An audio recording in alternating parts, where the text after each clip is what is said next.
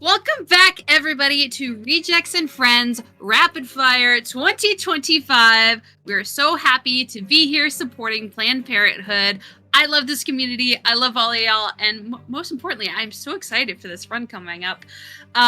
Just a couple of things, though. We did just open a brand new milestone of $2,536, which marks how much we made during the very, very first Rejects and Friends event, which is an amazing milestone, and we've come so far since then, and I'm so proud of everyone. We have also opened up a new raffle for these epic Star Wars Perlers provided by Liz the Wizard. It is a $15 minimum donation to be entered to win those, and they're very cool, so you're gonna want to get your hands on those. And without further ado, here we have Coco with Star Wars Rogue Squadron 2 80% standard ship. Take it away. Come on, guys. I'm Coco. This is my friend Damien. How's it going? We're gonna get right into it, but this is a GameCube game released in 2002. A nice little arcadey flight sim. Real quick, before I get started, I wanted to challenge you, the viewers and donators out there. Anyone that donates with a movie quote, I'm going to try to guess who says that quote and which mainline movie it's from, meaning episodes 1 through 9. And if I can't guess who says it, I'm going to donate $5 at the end of the run. And if I can't guess the movie, I'm going to up it to $10. Just put the answers in parentheses for Momo's sake. And also, if the character is not addressed by name in a movie, then I'm just going to describe them, and Damon can be the judge of if I got it right or not. I don't know the name of every Glop Shadow out there. But I think that's everything, so I'm going to start. Timing begins in 3, 2, 1, go. All right, so we're just going to drop ourselves right off in A New Hope. We're going to go blow up the Death Star, and Coco's going to take the Luke Skywalker role here. First, got to start by destroying some towers, and you'll see him fire a bunch of lasers as well as some torpedoes, but you'll notice he won't shoot all the torpedoes. The game keeps track of all the torpedoes you have, and you need one to blow up the exhaust port at the end, and if you do burn all 6 of them, it's an auto mission failure, and we don't want that, so you do have to reserve at least one, and he'll actually be taking a death to reload up on those. They don't care if you die, but they do care if you fire all your torpedoes. So, just a nice little demonstration of the ground target shooting mechanics that you encounter in this game. He's going to be mashing that laser button. Harder you mash, the more damage you do. Very fun. And now we get to demonstrate a little bit of the dogfighting elements. So, flying around and shooting TIE fighters, the most important thing is that every formation has a leader, and when you want to shoot the leader last, because if you shoot the leader, they scramble, and that introduces some randomness into a game which is fairly stable, and actually makes it quite a nice speed run, because we don't have to worry about making a ton of elaborate adaptations on the fly. Usually, if we stick to the script, it's a relatively stable run. It's every now and again you get one that squeaks by, and you just have to make a little bit of adjustments. The time loss for such a thing is generally not that bad, so we just gotta keep it clean and hop right back on script. So now he's going after that last little formation, and then we'll be cleaning up in the meantime. You can send your wingmen after the enemies. They don't do a great job, but it's better than nothing. And just like that, we're heading down to the trench. For the trench, there's a few different strats for this. I'm kind of curious which one Coco is going to go for, but... You're referring to the Death Warp, or the... Are you going to do the safe trench, or are you going to just... No, I'm not doing safe trench. There's no reason to. Trench? I mean, the reason to is to show it off. There's a reason. I can't show it off if you want. It's cool. It's just it loses like, 2 seconds? Yeah, you do whatever you want. It's your run. But basically, the game normally would want you to slow down and shoot TIE fighters, but you just don't have to. You can. I guess this is the level that teaches you how to brake. Yeah. And it introduces enemy cam, which everyone turns off, which is terrible. There's a mechanic in this game where when enemies pull up behind you, that then the camera zooms out and you can't see anymore, and obviously that's awful. So instead, Coco's just going to bob and weave and just avoid getting shot by lasers. He'll get hit by a few, but generally speaking, not enough to kill him. And then Darth Vader will come by, and same story. It's all good. And If you've seen the movie, you know how this goes. Yeah, exactly. It's your classic trench run, which is in many a Star Wars game, and a great way to start out this run. At the end, there's a nice little audio cue for when you have to fire your torpedoes, and then we'll go from there. Use the Force, Luke. Taking a bit of damage, but still looking pretty good. Something that's as long as I'm here, it's fine. Yeah, you don't find very much damage from there. Yeah, at some point his wingmates die. I'm not really sure what causes it because it's before it shows up. Oh, my wings. My audio is gonna be off. Okay. And I will save my torps, because again, if you miss from that range, yeah, I'll save 2. Yeah, there we go. Okay, we're good. Nice. We're good. Yeah, I'll never fully dump all of them whenever I'm doing a run. I'll always save at least 1 because I do not want to mess around with the mission failure 10 feet from the end. Yeah, that's not great. Very, very fun. Now this level separates the men from the kids. Yeah, you're fresh off of your, was it PB yesterday? It was sometime this week. Yeah, no, that was the Death Star attack was another one. But this is a level that, in my opinion, is one of the coolest in the game because it's so pure. All you do is shoot TIEs. That's the whole level. You fly around, you shoot TIE fighters. There's nothing unpredictable about it. It's just how fast can you move around and how accurately can you shoot to clear out these patterns. You've got 3 phases. Phase 1, you'll see him closing his wings to scoot around and close the distance a little bit quicker. Okay. Yeah, 1 escape, but wingmen will actually do a halfway decent job of picking up 1 if there's a straggler. Swing around, get behind this last group, and pop those, and I think that's good. Yeah.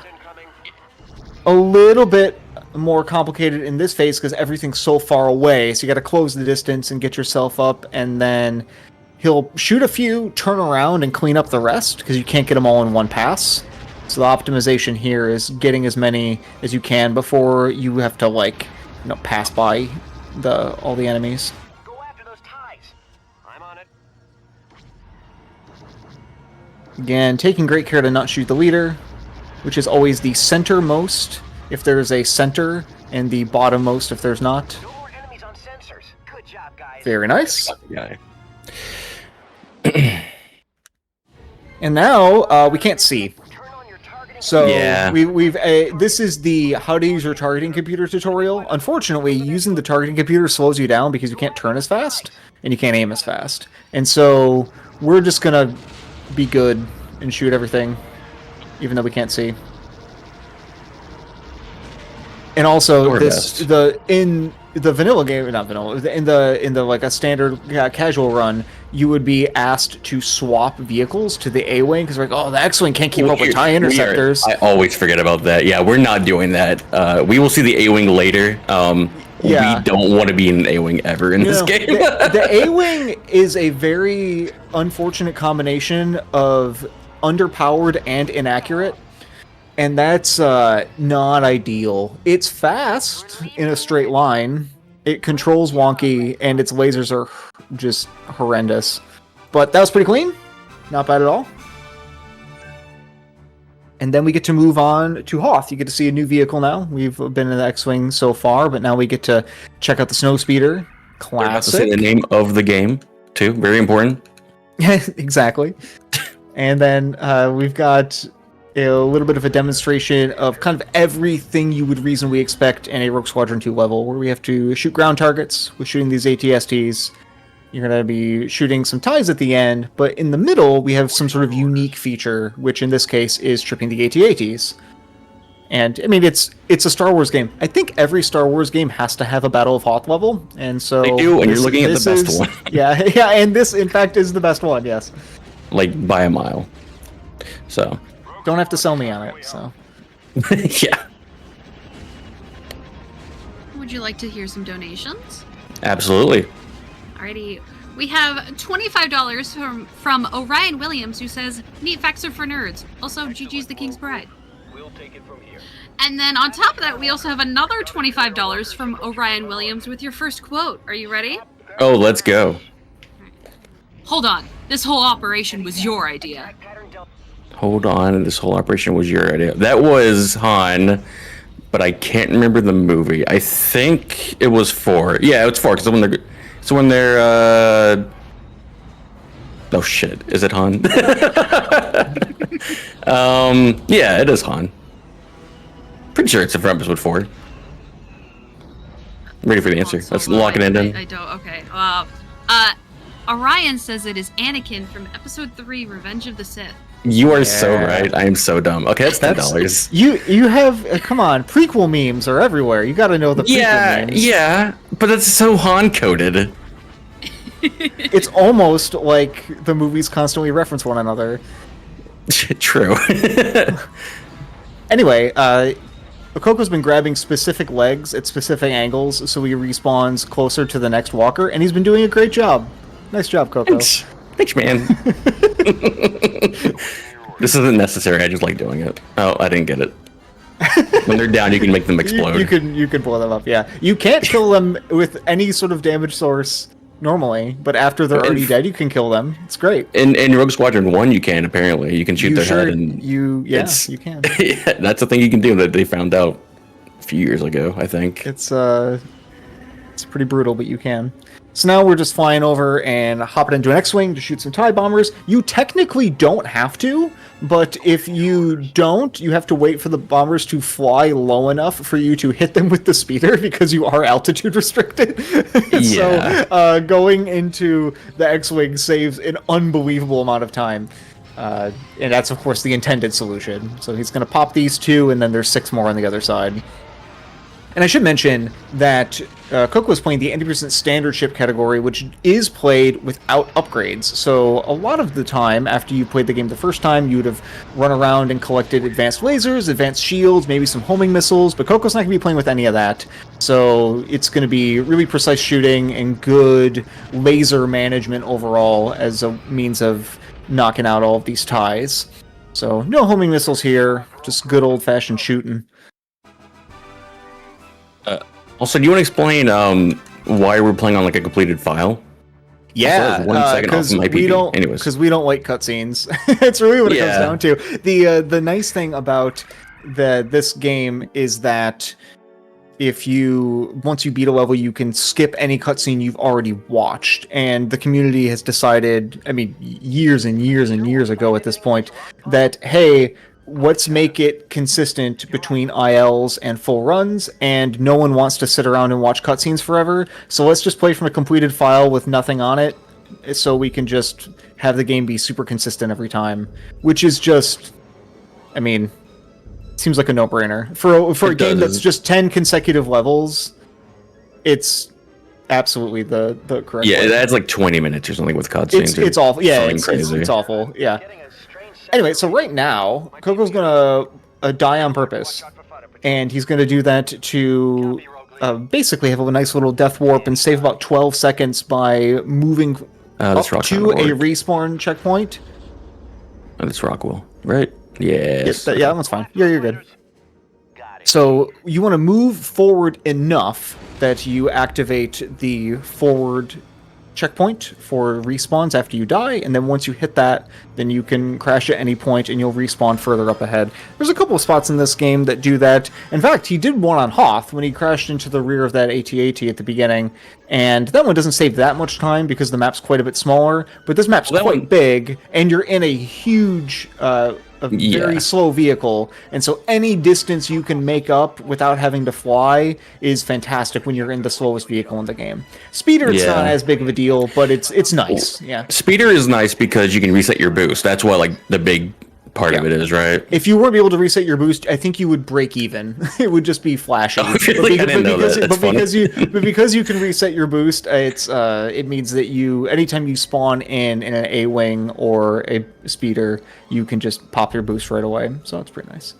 And now he's got his eyes glued to the radar to make sure that he's at the correct distance, but don't have your eyes too glued to the radar that you. Yeah, the rocks are coming. I see them.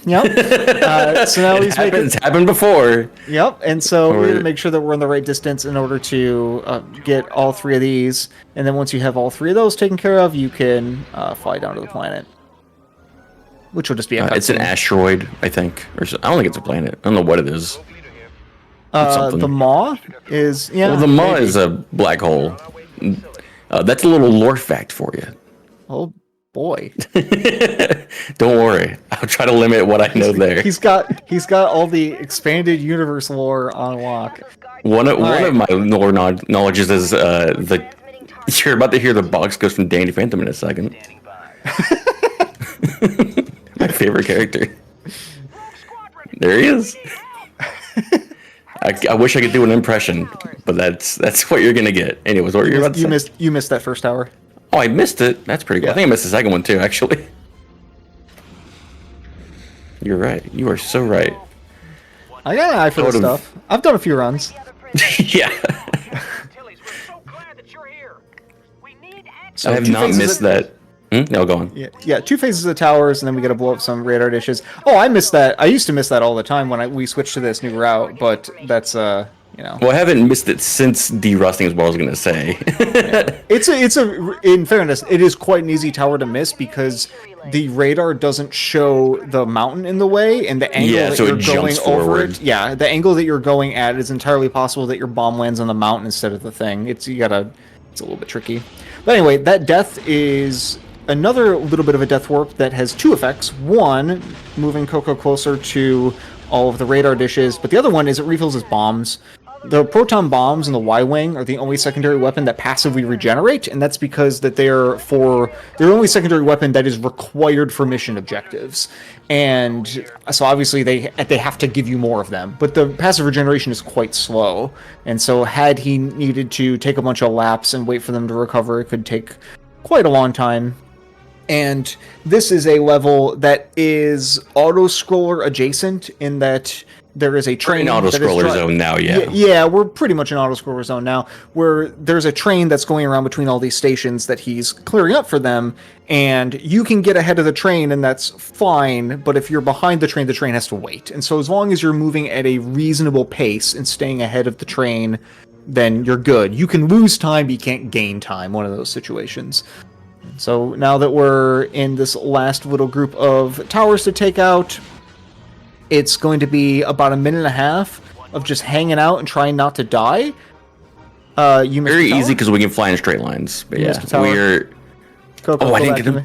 Yes. Thank you. Anytime. I've also never, ever missed this tower. What the heck? Where is it? They didn't say one more to go. I didn't hear it. Did you hear it? I'm pretty sure I'm good. That might be a separate bad problem. If you're right. I might say. Oh, that's fine. We might crash after this run. Oh no, we got. Okay, we're good. We're good. Okay, we're good. It was just we were just talking. Yeah, I guess you could explain that during this. What we thought was about to happen. There is a rare bug. It is uncommon.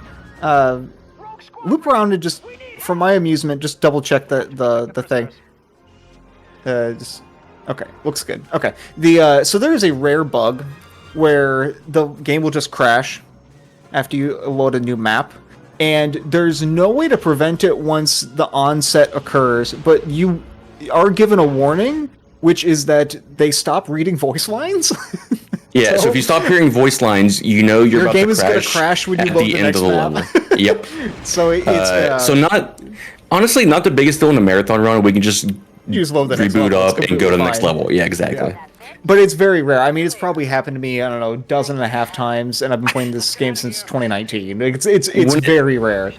Yeah, it doesn't happen a lot, but when it happens like one after another. Like it happens all at once. It feels like you just become sad. That's all. Yeah. Okay. There's gonna be very little commentary for this next level because this next level is a blink and you miss it situation. It's the shortest level in the game.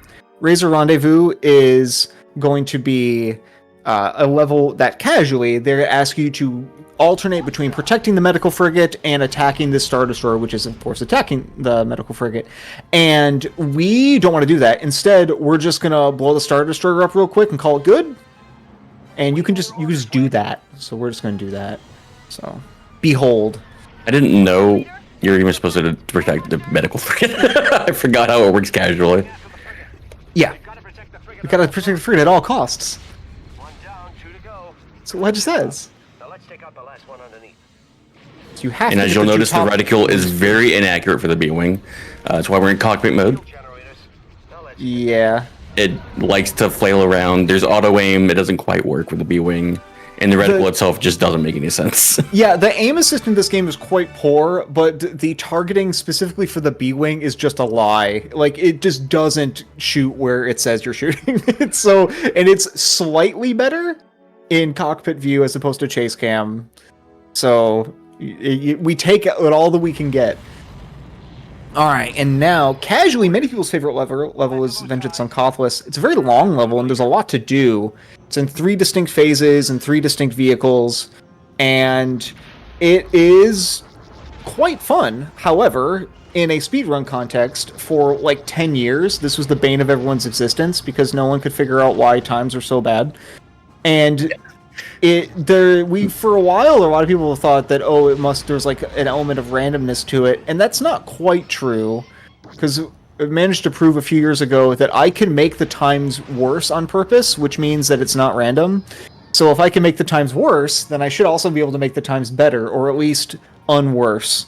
And so that became my project a little over a year ago, to like really just grind this level incessantly in order to make a very stable, consistent setup for Kothlas. And you have to destroy all the ties. Your wingmen will help a little bit, but we also want to do a little bit of prep work, because later on there's going to be some stuff happening on the ground, and shooting all these ground targets now is going to save some time and save a bit of a pain. So Coco's just going to make a few passes, get some of these guns, get some of the ground troops, and everything possible, while letting the wingmen pick up a little bit of the slack, and then swoop around and get the rest. The TIE Interceptors will loop around and chase you, but most of the other formations won't. So, it's a little bit of flexibility. Yeah, interceptors in general are always on like chase AI, whereas TIE fighters are generally on like fixed patterns. Yeah, with some exceptions, there is a Yeah. group of TIEs in this level that will follow you, which is funny. I know that. But yeah, it's the group of 5 right when you start at the very beginning. The flat group. Yeah, that group Yeah, will I know actually what you chase mean. you. I don't know why. I don't even know if that's a bug or whatever, but they do. And the long and short of this is that it's a 3-minute auto-scrolling section in which you have to kill the TIEs, but outside of that, you just have prep time. You know, get as much done as you can for later, because later on you're going to be more worried about other stuff. But this is not really what makes or breaks the level. What makes or breaks the level fundamentally is Phase 2, which is another AT-AT tripping portion. But this time, they're in water, and it's kind of a pain, because it is very height restricted if you are trying to trip the walkers, but you better get over there. If the head looks down, you won't have enough vertical space in order to grab one, and it can cause the cable to break, and you have to like take another pass. So we're just gonna give Coco a second to focus up on hitting the correct leg at the correct time here. Very, very hard and very bad at it. Oh, we got it. The first one, at least. That's okay. We're 1 for 2. So you want to grab the front left leg going in this direction, and then we're going to grab the back left leg also going in this direction from the other side. And if done properly, it'll set up the third walker to be immediately tripped. If either of these goes poorly, then we're in backup town, and it's not a great time. Yeah, there we go. All right, we got. We might be able to make it. It'd be hard. I'm not going to go for it. I'm going to take a lap after behind him. You're probably going to want to go all the way around and then go under his chin after an extra half lap. That'll probably be the right setup for this. Keep him off camera if you can. Yeah. So what makes this walker like really hard to get is because the water's so high, his neck when he looks down to shoot you will break the tow cable. So you want to lose aggro, so you're just like flying around like away from him. That's the backup for the strat that Damon was describing just now.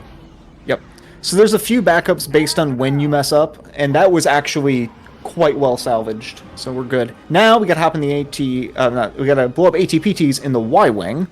And this is where the level becomes some nonsense, because we've got ground troops that need to make their way over to the shuttle and get all of the Death Star 2 plans.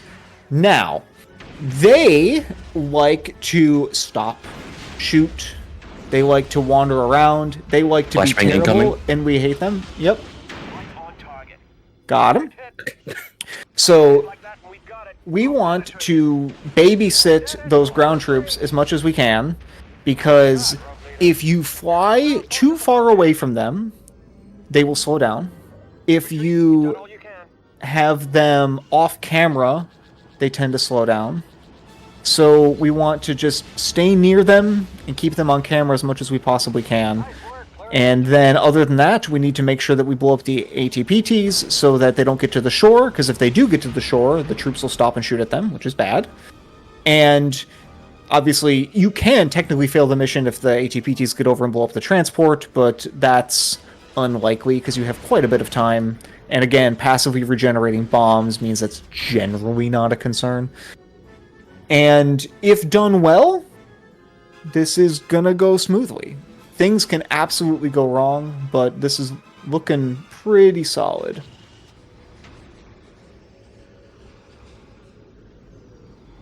Yeah, there's not a quotes yep. if now's a good time. Absolutely. Alrighty, we have $2 from Jolly Pirate Donut, Ooh. who says, "Challenge for Coco Jam Star Wars quote." Yeah. Here's the quote. Okay.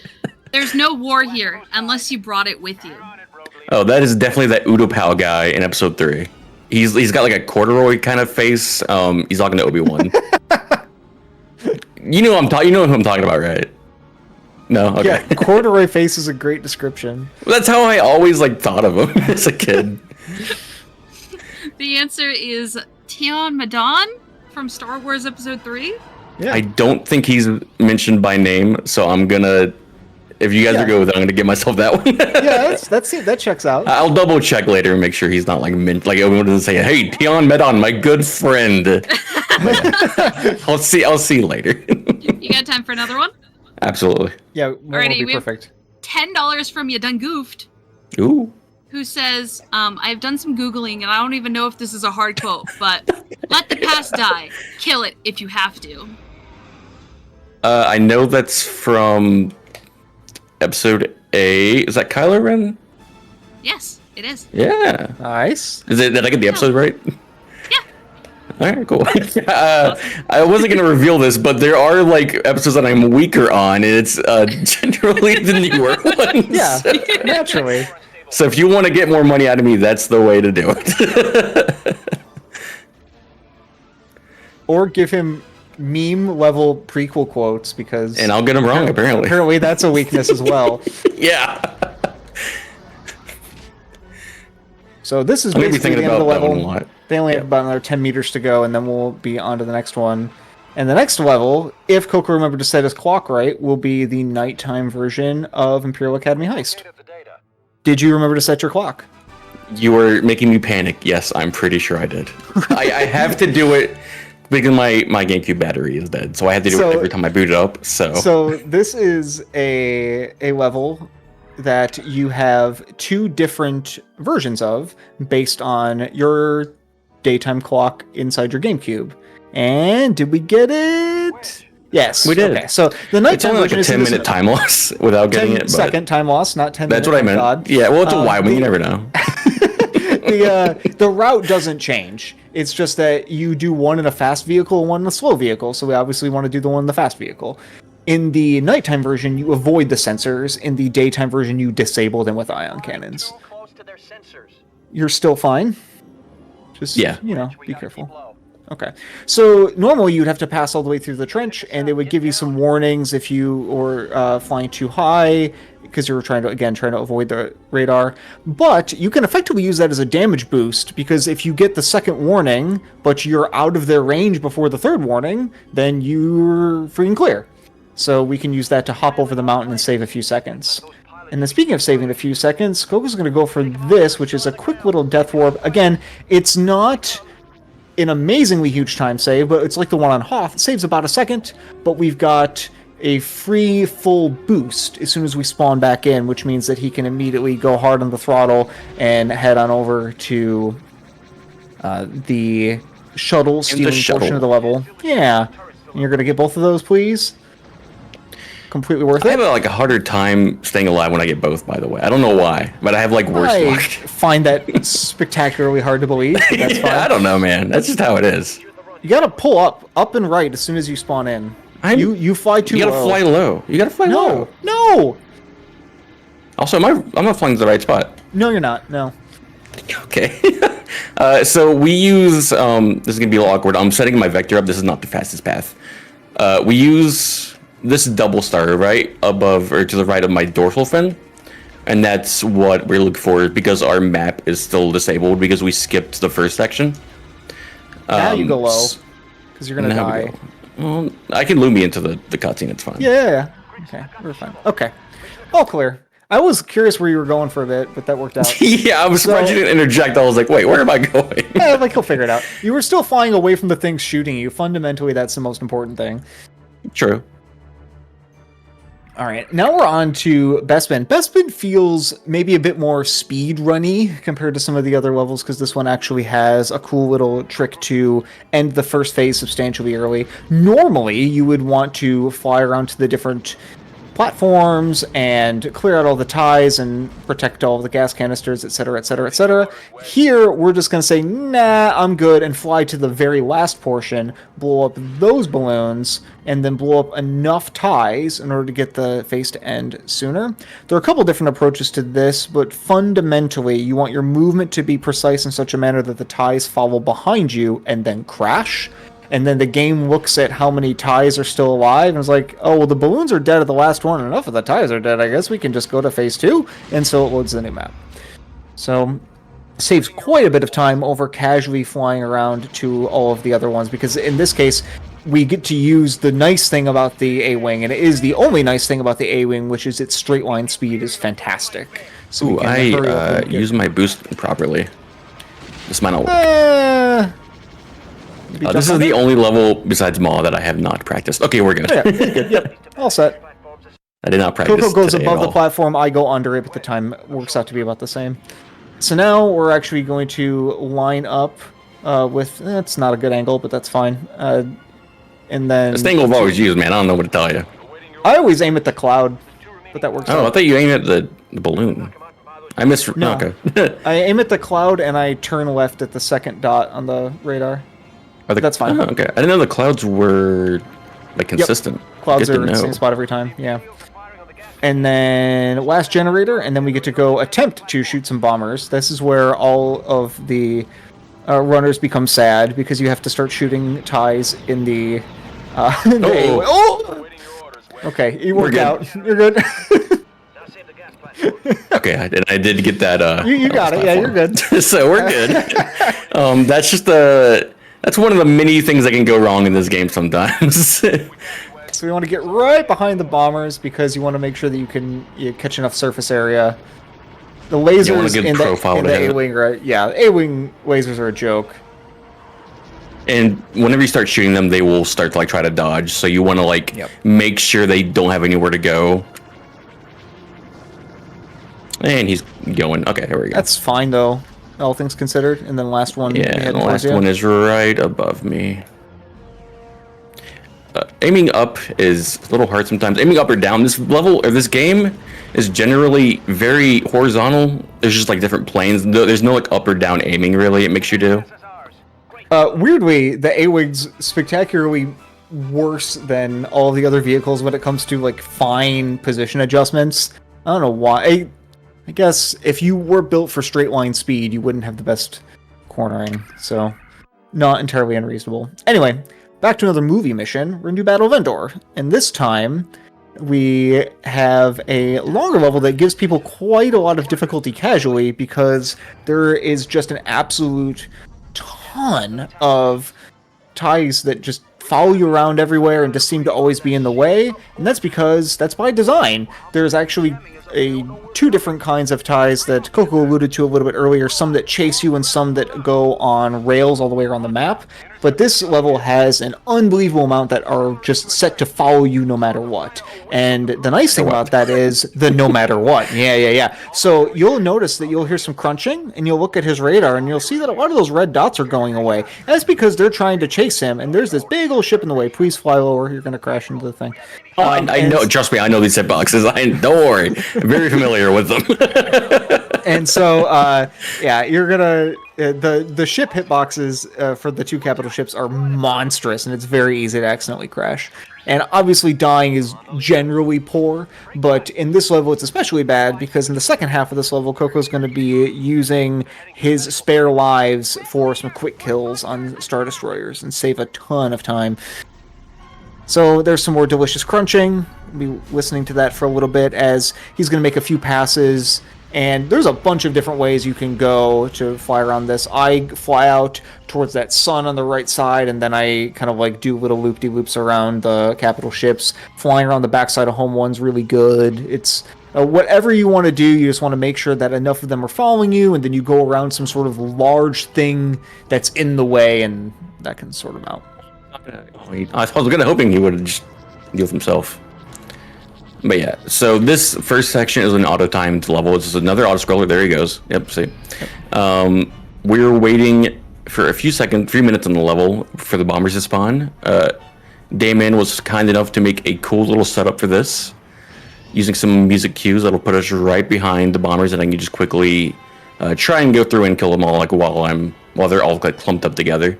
Yep, saves a lot of time as opposed to the old method, which was to kind of like sideswipe them or like just kind of go for it. But using some positional cues and some music cues. Well, that's not great. You can still get the quick kill. That sucks for a few different reasons. Yep. Just the setup's going to be a little weird. Just go right at it. You're fine. You're a little too far to the right. Cut back a little bit left. Okay. Nope. Hammer down. Yep. Okay. Yep. We'll make do with this. Yep. Look at me getting you in the right position now. Yeah. It really pays to have the world record holder as your co-commentator, by the way, just in case you guys were ever wondering.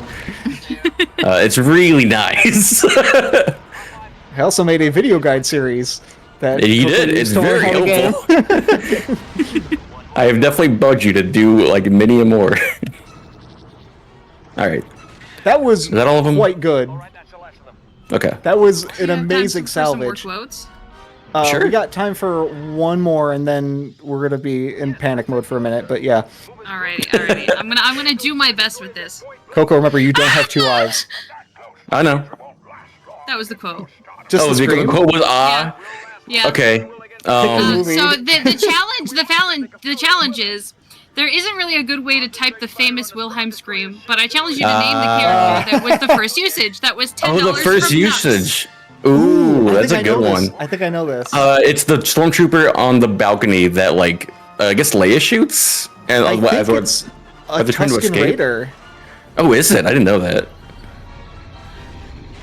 Is there an answer? Because I'm locking in on the stormtrooper. The answer is TK-119. Oh, so think you're I'm right right. then. Yeah, you're Yeah. right. Yeah. That's impressive. Nice. I'm a bit of a nerd. I didn't expect to like pay much money with this challenge. I hope my scream was good. It was good. I was definitely like, what? There's so many screams. That's true, There's so much I the can do Tusken with it. Raiders have the mask. So there was like another weird one, but yes, the Stormtrooper is absolutely the right call. So normally you notice that he just crashed into that Star Destroyer and it died. That's because they're still moving forward, and he is able to crash and have the explosion hitbox linger in space, and the Star Destroyer flies into it, which is fantastic. I'm a Those could be little worried fun. about your shields, but you're all right. Yeah, I am too. It's scary. Oh god, and that guy Okay. too. Yeah. Hopefully one of these kills it. A couple of them hit. Bail. I got repair. We're good. All right, we are we're good. so good. Okay, we're so Got- back. Okay, one more pass and we're good. Yep. Okay. Okay. Cool. All right, cool. So normally you would have two extra lives, and you would just go boom, boom, and quick kill both of those Star Destroyers. And the backup is to quick kill one of them and then shoot the other one as you would casually. It's quite difficult. A lot of the times, by the time you get to this point, you would probably have some sort of upgrade, whether it be shields or lasers or both, which means that you would be able to do quite a bit more damage. But we don't have that, so it's going to be a little bit scary. And you'll notice he hit the very tight window for with the like QTE to heal himself, which is pretty fun. Yeah, it's nothing something you can rely on, that QTE. It's hard. Yeah, because it's telling you you're about to die, but it's also like it's tied to R2 in a weird way. Where if you hear R2 go, like he dies, you hear him die, your shields will no longer regen, and you don't have access to the repair anymore. Yep. So if that level didn't give you trouble when you played this casually, so does this one. And Until you learn about this. However, every time I do this in a marathon, I'm like, be prepared to be upset with me. And that's because you can just fly to the end and have a nice little time, because the game's only checking to see the Millennium Falcon is still on the radar, and it is. It's that little green blip on the south part of the radar right there. That's the Millennium Falcon. As long as that's on the map, you don't fail this portion. So even though normally you'd be bobbing and weaving and trying to not get shot by the turrets and shooting all the ties that pop up, it's not a big deal. We're just trying to fly nice and high that we don't get shot, and we're just going to casually saunter our way over to the end of the first phase. Now, once we get into the core and we're into the tunnel series, Coco is going to have to actually try.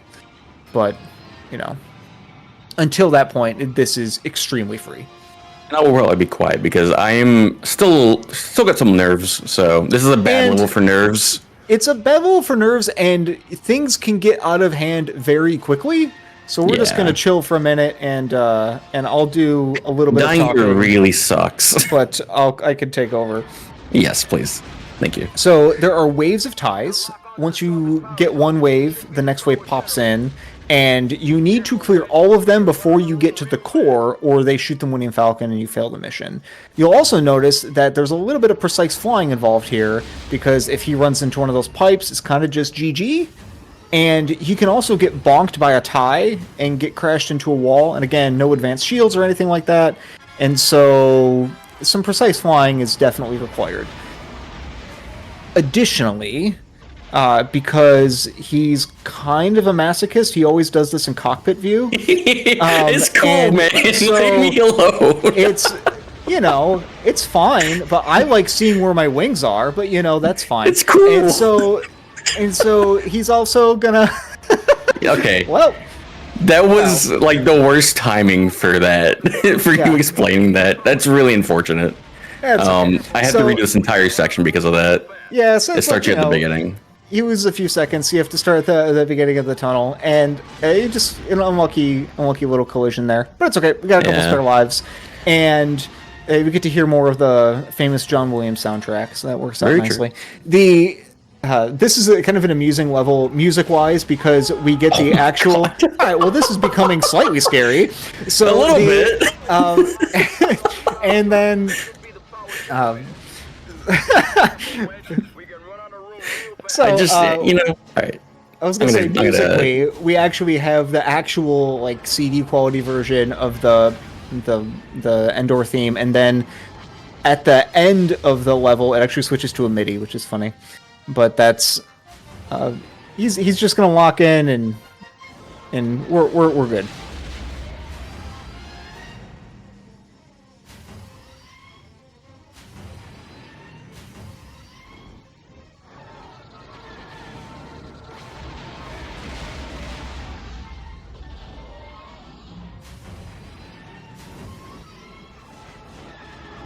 So it's a bit of a delicate balance of flying forward so you don't lose time, but also staying back enough that when the next group of ties pop in, that you can shoot them.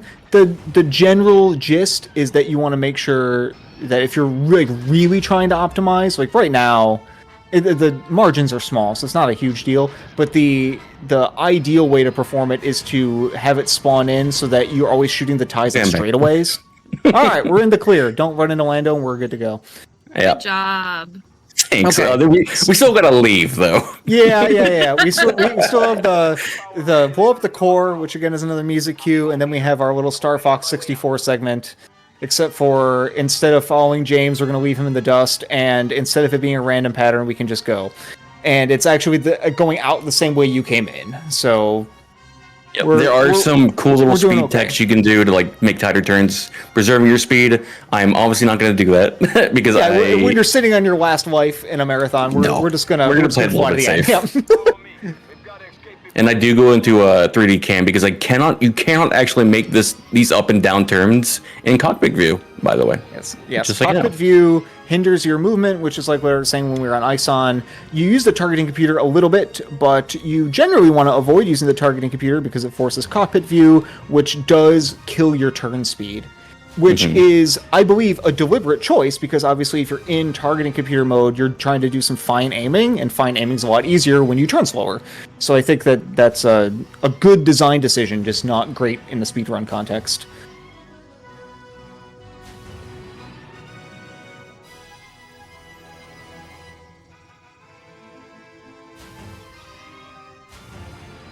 All right, looking pretty good here.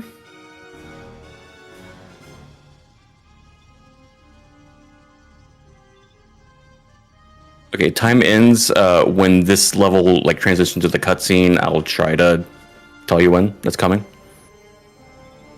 And time. Very nice. Good job. Woo. Thanks. That was a little rough at the end there, but With the exception overall of core, not bad. quite clean. Yeah, what was the final time? I was assuming it's like a 44 something. I don't have the stream up. It appears to be a 44:12. Yeah, that sounds about right. Unfortunate with the ending there.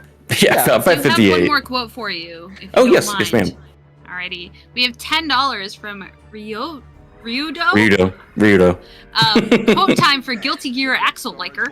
Oh, okay. You're lucky you don't taste very good. You're lucky you don't taste very good. I'm gonna have to think on that one while we go into this level, because I don't actually know. I might just give up. Do you want to real quick explain this? Absolutely. So, a month and a half ago? I don't know, not too long ago, we actually found a new strategy for one of the bonus missions. For a long time, we've known that there were ways to partially clip into some of the walls of the temple, which is where this mission ends. Normally you have to fly around and blow up the transports, including the ones that are inside the temple, but the last one, they're behind a locked door, and you have to wait until the door can open in order to get the last of them. Unfortunately, we've never really found a way to get into the temple early to blow stuff up and then be able to get all those transports. However, we found the next best thing. So one of the other runners, Caspin, found a way to clip into the temple and die in a specific spot so that you respawn inside the temple, which is the next best thing to being able to stay there, because we have some spare lives. So in doing that, we can end this level 10-15 seconds earlier than normally what we would have to, because normally we can end the level by the time we'd be able to start the interior portion under normal circumstances. So that's phase 1. And now phase 2, Coco is going to fly up to the top of the temple, clip down into it, and die in a specific place to spawn inside the temple. And we'll be able to get this nice and good. Now, the problem is it's all invisible, but everything kills him. So he's trying his best to navigate around that. I should Find work a certain spot, and then we're inside. And just like that, we are cruising. Take a reload. I haven't died. Okay, I had to think about that for a second. Yeah, you're good. Yep. So I die many times in trip practice to this level. And then one more. Yep. And just like that. GG. Bonus level complete with one of the coolest strats in the game for a level that does not matter. Yep, that's why it's a bonus level. It is, in fact, a bonus level, and the incentive was met, so we got to check it out. And excellent job. Very nice, clean first try Death Warp. good run overall, good backups on all the things that needed backups, and then clutch core. You will call that a clutch core. We'll call that a good thing, yes. It was, forced clutch. We didn't want you to have to be clutch, but you were clutch. It was clutch. And I appreciate everyone donating for the movie quotes. I am going to say I give up on Ryudo's. I have no idea. I was trying to think they're doing that entire level. I have no idea what that quote is. It is Luke Skywalker from The Empire Strikes Back, Episode 5. Oh, he talks to R2. Yeah, I know that. Okay, yeah, you're so right. Man, oh well. All right, do you have any more for me before I go? Nope, that is it. That's it. All right.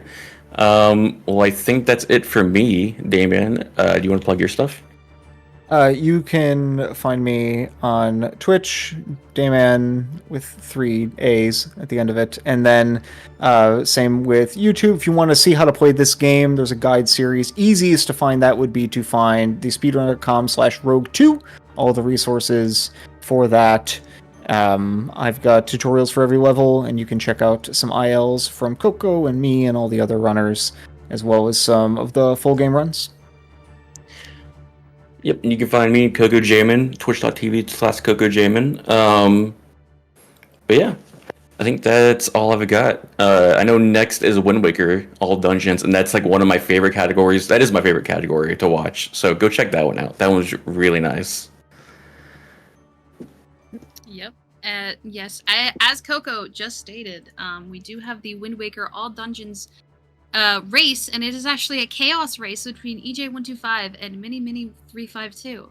But as for me, this will be goodbye for my time on host mic, at least for today. I will be back on Monday. But yeah, we will be back shortly. Bye.